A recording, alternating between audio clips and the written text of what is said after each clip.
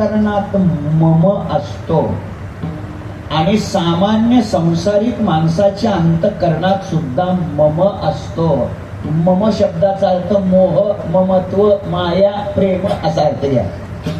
पण मग फरक काय आहे ते म्हणतात, फरक आहे साधूच्या अंतःकरणातील मम व्यापक असतो आणि आपल्या अंतःकरणातील मम परिच्छिन्न असतो, संकोचित असतो. नाही लक्षात आलं?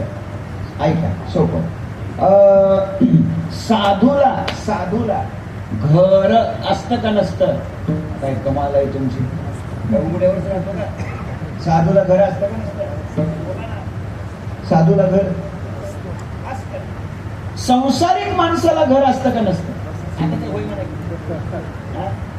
असतं. मग जर दोघालाही घर आहे तर एकाला साधू का म्हणायचं आणि एकाला संसारिक का म्हणायचं? फरक हा आहे, दोघाच्या घराच्या संकल्पनेत जमीन आसमानाचं अंतर आहे. विचारा साधूला घराची संकल्पना, साधूची घराची संकल्पना काय आहे? हे विश्वची माझी घर, निरंजनी आम्ही बांधिले घर, वैकुंठ भुवनी घर केले, ज्ञानदेवा घर, चिदानंदी नारायणी वसले घर, निरंतर आनंद. तुकोबारायचं चरण. लक्ष द्या, साधूच्या घराची संकल्पना कळाली. चला, आपल्याला जर विचारलं आपल्याला आपलं घर तर आपण काय सांगू? आपण म्हणतो महाराष्ट्रात. कोणा विचारलं त्यांना मी, अरे महाराष्ट्रात कुठं? मग हा पट्ट्या म्हणतो मुंबईत. मी म्हटलं अरे मुंबई काय बारकी आहे का? मुंबईत कुठं? मग हा सांगतो ठाणे जिल्ह्यात. बरोबर आहे का? ठाणे जिल्ह्यात. मी पुन्हा विचारलं ठाणे जिल्ह्यात कुठं? भिवंडी का? दुसऱ्या तालुक्यात जमत नाही का? भिवंडी तालुक्यात. मी पुन्हा विचारलं अरे भिवंडी तालुका काय खिशात बसतो का? भिवंडी तालुक्यात कुठं? इताडे. खंडवळला नको, इताडे. पुन्हा मी विचारलं इताडे तरी काय बारका आहे का? इताडे मध्ये कुठं? त्याने सांगितलं 1 नंबर वार्डात. इकडे काय भाषा आहे? वार्डच म्हणते का नाही? अरे 1 number ward, 2 number ward, 3 number असं काय असेल ना? असंच आहे ना? 1 नंबर वार्डात. मी पुन्हा विचारलं 1 नंबर वार्डात कुठं?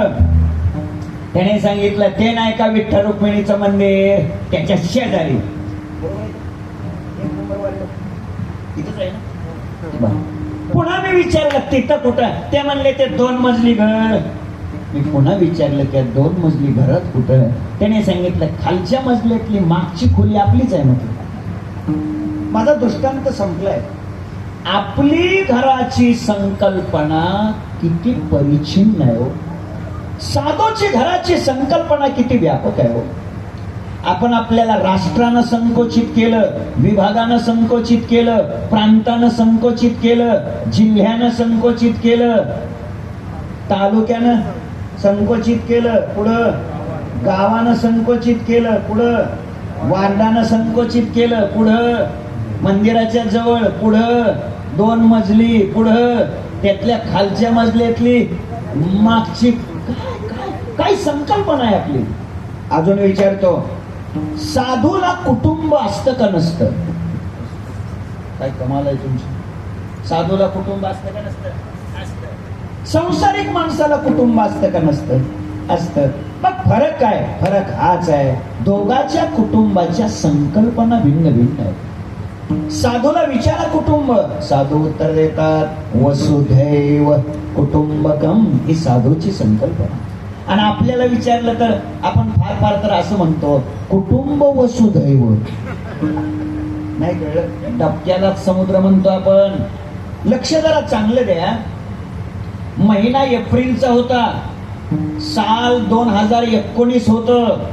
एक मनुष्य दुसऱ्या मनुष्याला म्हणाला तुम्हाला कुठं कुटुंब आहे? कुटुंबाच्या समस्या, कुटुंबातल्या जाणीवा उणीवा तुम्हाला काय कळणार? कुटुंब आम्हाला आहे. दुसऱ्या दिवशी त्या दुसऱ्या माणसानं उत्तर दिलं, हो हो कुटुंब आम्हाला सुद्धा आहे, पण तुमचं कुटुंब वेगळं आणि माझं कुटुंब वेगळं. तो मनुष्य म्हणाला, अरे तुमचं कुटुंब म्हणजे मुलगी, पुतण्या, नातू एवढंच तुम्हाला कुटुंब आहे. माझं कुटुंब म्हणजे 125 करोड जनता, हेच माझं कुटुंब आहे. हे दुसऱ्या दिवशी दिलेल्या माणसाचं उत्तर आहे. आता ती दोन माणसं कोण? खूपच जिज्ञासा असेल तर कीर्तन झाल्यावर खाजगीत भेटा.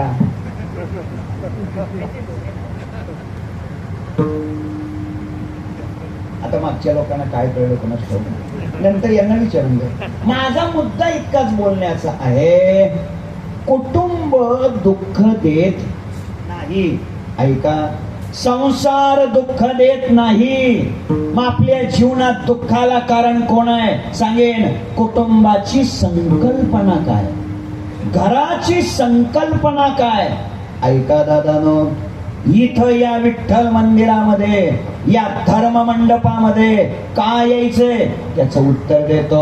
इथं कुटुंब बदलण्यासाठी यायचं नाही, इथं घर बदलण्यासाठी यायचं नाही. ऐका, इथे संकल्पना बदलण्यासाठी यायचं, विचारसरणी बदलण्यासाठी इथं यायचंय, वागण्याची पद्धत बदलण्यासाठी इथं यायचंय. आमचे वैकुंठवासी प्रातस्मरणीय गुरुदेव घुले बाबा, विठ्ठल महाराज घुले बाबा, तुम्ही पाहिले असतील. आपल्याला ते म्हणायचे, काय म्हणायचे सांगतो. सगळं कीर्तन विसरलं तरी चालेल, एवढं विसरू नका, मोबाईल वाले एवढं विसरू नका.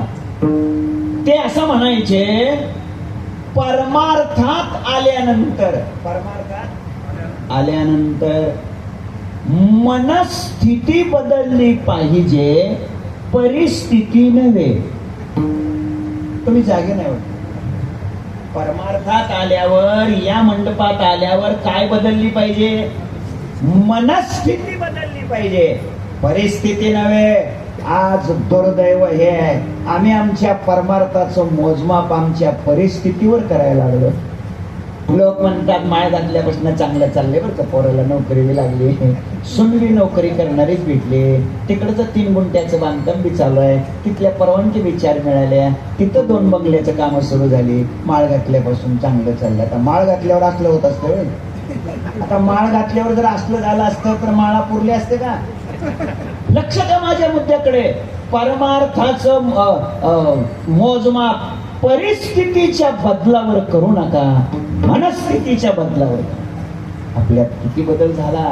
ऐका, भगवंताच्या कृपेचं मोजमाप आपल्या अंतःकरणातल्या वृत्तीतल्या बदलावर केलं पाहिजे. तुकोबाराय सांगतात, काय भाषा आहे हो तुकोबारायची, आठवलं म्हणून सांगून जातो. देवाची कृपा आपल्यावर झाली, देवाची कृपा आपल्यावर झाली, हे आपण ठरवायचं कधी? तुकोबाराय सांगतात, तुकोबाराय म्हणतात, 5 कोटीच्या बंगल्यात, किती?